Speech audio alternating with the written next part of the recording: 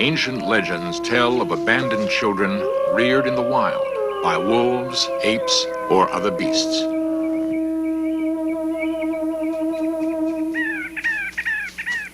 In 1800, a naked boy was seen running wild in the forest of La Bassine, France.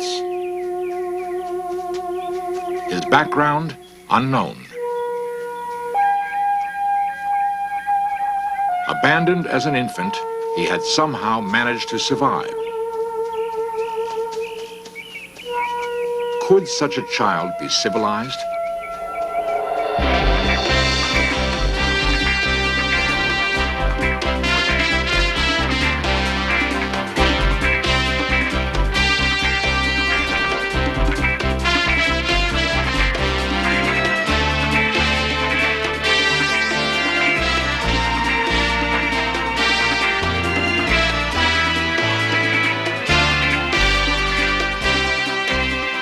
This series presents information based in part on theory and conjecture.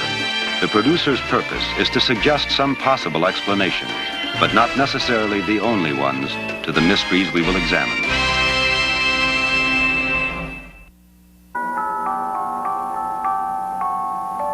Rome, the busy center of modern Italy, still clings with pride to its heritage as the Eternal City. Even its name has a romantic origin. Legend tells us that Romulus and Remus, the founders of ancient Rome, were suckled by a wolf mother. Notions such as this do not begin and end in ancient Rome, but continue throughout history. Many people believe it is possible for human children to be raised by other animals. We observe the movements and interaction of the great apes and see mirror images of our own behavior.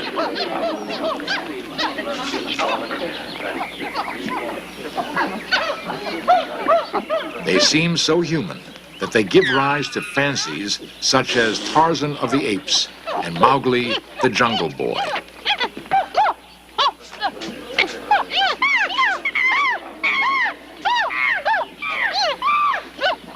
Yet, even though apes appear humanoid, they can be ferocious killers, more likely to devour a Tarzan than to befriend him.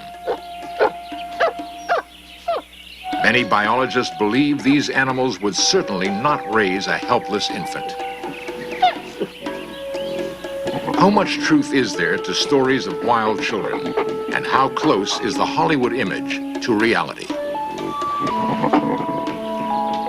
What happens if a child is raised completely devoid of human contact? In this century alone, there are at least 20 photographed cases of children who have lived with animals in their social structure. This is Issa, the monkey boy of Ceylon. Found in 1973, he was reportedly abandoned by his family. This little boy was found scrambling up a tree with a family of apes in the desolate grasslands of Burundi, Africa.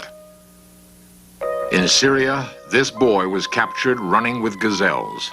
His captors, riding in a jeep, claim they clocked his speed at 50 miles per hour. Why he was exiled, no one knows. Why have these particular children either been abandoned by their families or expelled from society? Many authenticated cases of wild children involve youngsters with some physical deformity. There are societies which see physical deformities as being proof of being possessed by evil spirits. These deformed youngsters then often are killed or, as we have seen, cast out. A plastic surgeon from Glasgow, Scotland, rescued the so-called Jungle Boy of Peru. The newspapers sensationalized the story of the child and Dr. Ian Jackson. It's very difficult to find out what the true story was. We have been in Peru subsequent to him coming here, and we've tried very hard to find out how he eventually got to the Children's Hospital in Lima. As far as we can make out, he was suffering from some kind of illness which was slowly destroying the middle of his face. I presume he lived in the jungle. Again, we really don't know about this.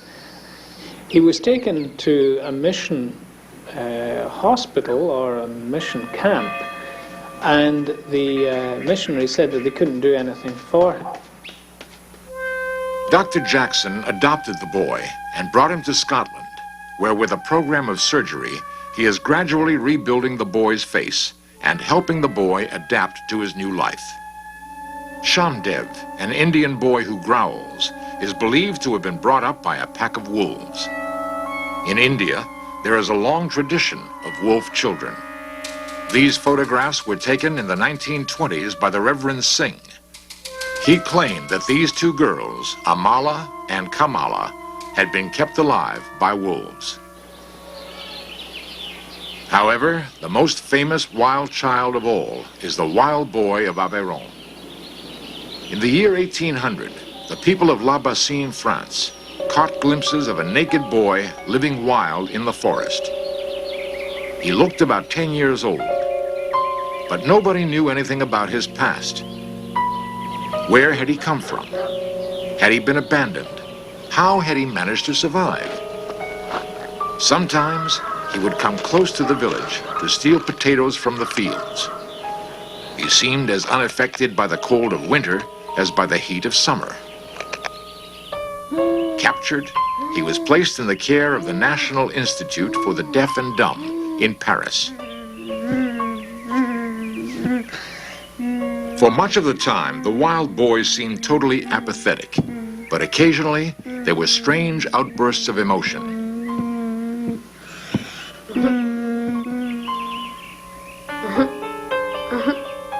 If the sun suddenly came out, he gave every impression of wanting to escape through the window.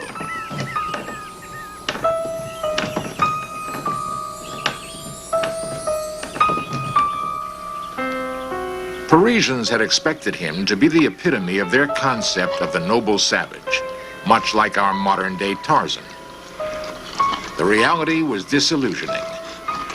The authorities quickly classified him as a congenital idiot, and the public lost interest. There was one consultant at the Institute, Jean Itard, who believed that possibly the boy's apparent idiocy was only due to his lack of contact with other human beings. The methods which Dr. Itard was to develop over the next 6 years represented some of the world's earliest experiments in clinical psychology. To start with, Dr. Itard simply studied the boy's behavior and recorded his observations. The boy seemed unable to relate in any way to other human beings and tended to totally ignore their presence. All his moments of pleasure derived from an enjoyment of nature. Unlike people in society, vision was not his most important sense. He possessed an awareness of smells which would pass undetected by others.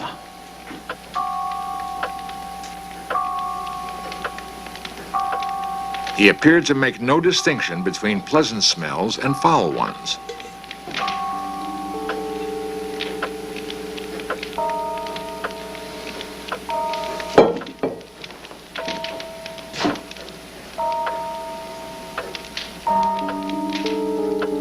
Putting snuff up his nose produced no effect whatsoever.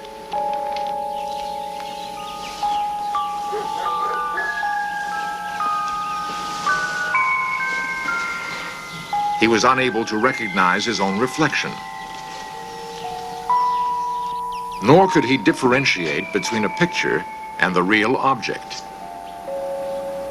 He appeared to be completely impervious to temperatures.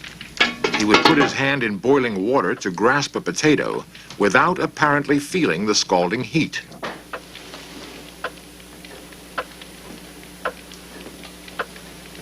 He gave the impression of deafness. An unexpected loud noise produced no effect. But Itard found the slight sound of a walnut being cracked caused an instant reaction. So he concluded that the boy could hear perfectly, but his reactions were selective.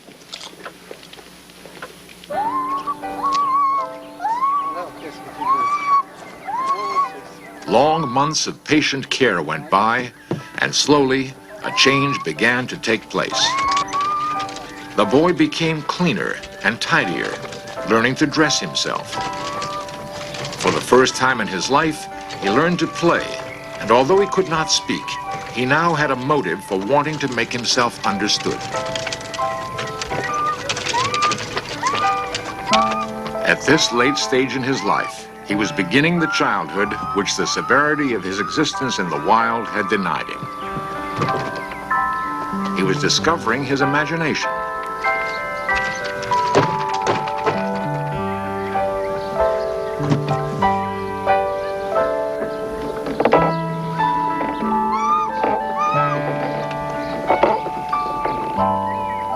How much further could he progress?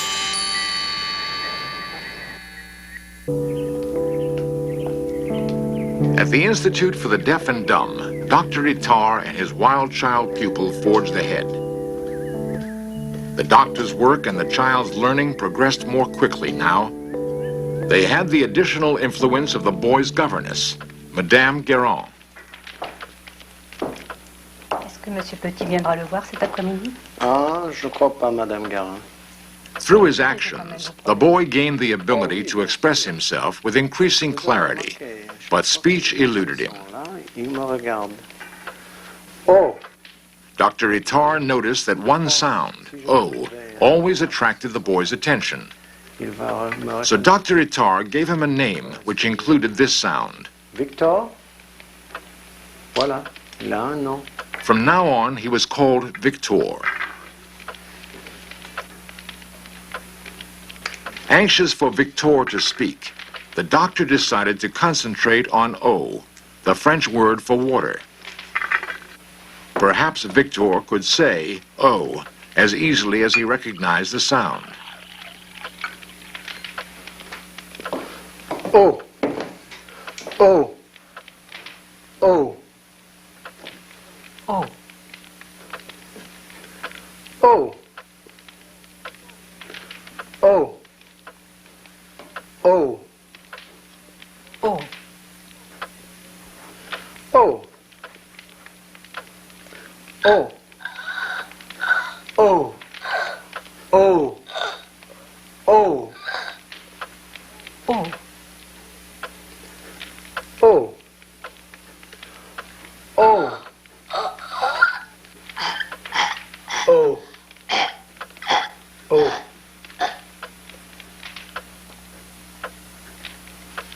Undeterred, Itar continued his experiment with another sound, and eventually Victor spoke his first word, the French word for milk. Bravo! Voilà!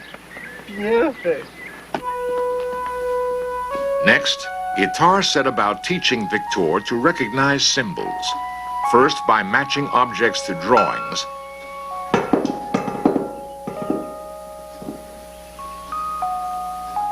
and then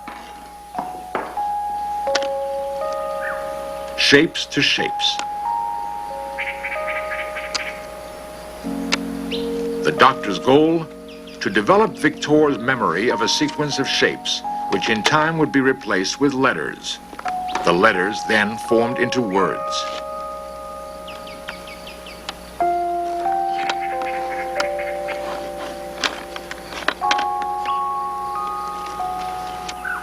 To Victor, these exercises seemed pointless and boring.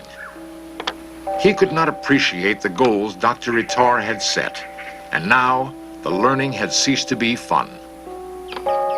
As the tasks became more complex, he became increasingly difficult and frustrated. Had Itar's revolutionary experiments reached their limit? Did Victor's learning abilities have boundaries the doctor could not trespass? Itar persisted, and slowly, Victor began to recognize words. The doctor would give him a piece of paper with the name of an article, and the boy would fetch it from the next room.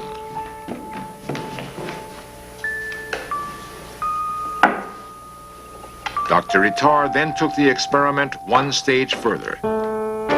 He locked the door to the room.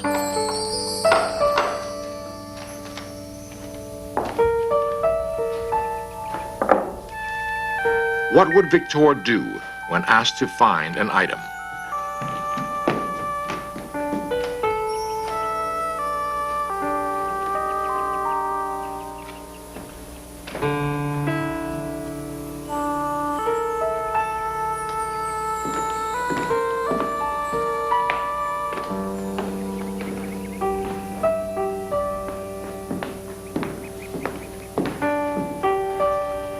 Although similar objects were in the room with them, Victor ignored them.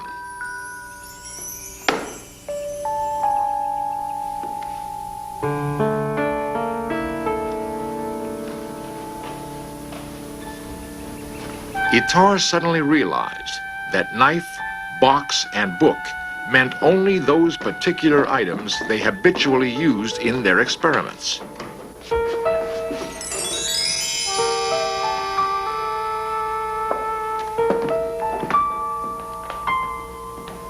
So Itard had to explain that a book was any book.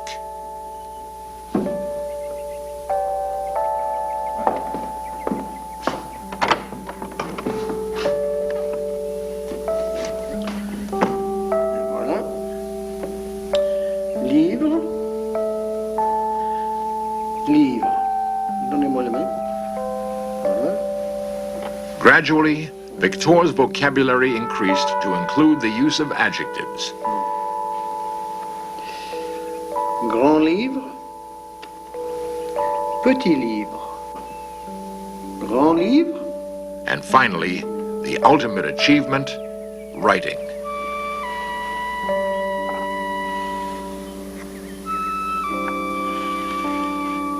Victor never learned to speak more than a few words, but he could write his needs.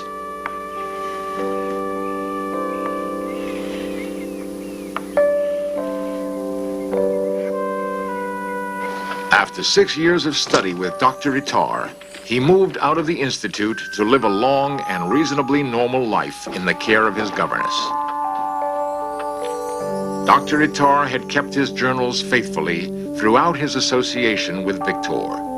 Their publication revolutionized educational treatment of the mentally handicapped.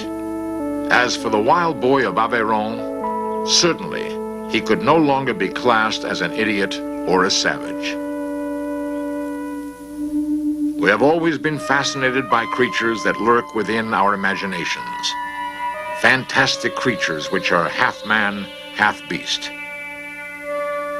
Where our ancestors marveled at mermaids and centaurs, we wonder about Yeti and the Sasquatch. If they exist, are these really wild men? Have they perhaps been reared by animal parents? Is it credible that a ferocious beast would actually suckle a man cub and defend it against other animals? For one answer, we went to a remote part of the Scottish Highlands, where one man has devoted his life to the study of wolves and their behavior. Ian Brodie. To my mind, it's quite possible that particularly a bitch who's lost a litter may well respond favourably to the cries of a human infant.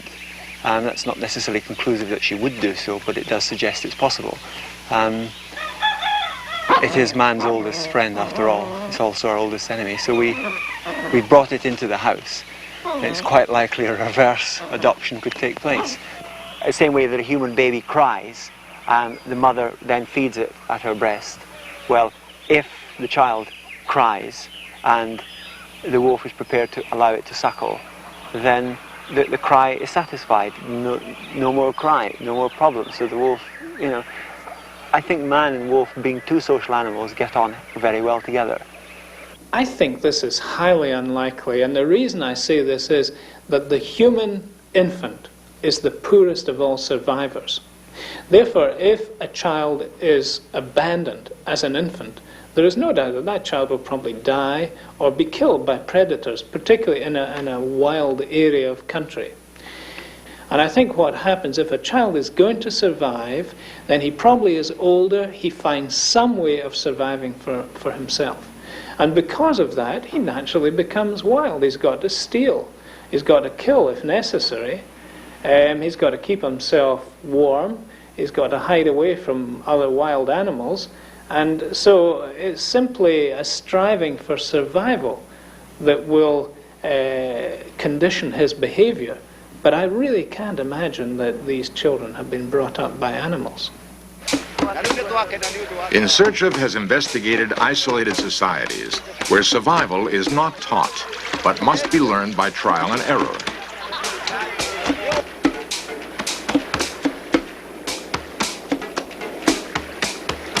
These children may be a link to the totally isolated wild children who had only animals to use as examples.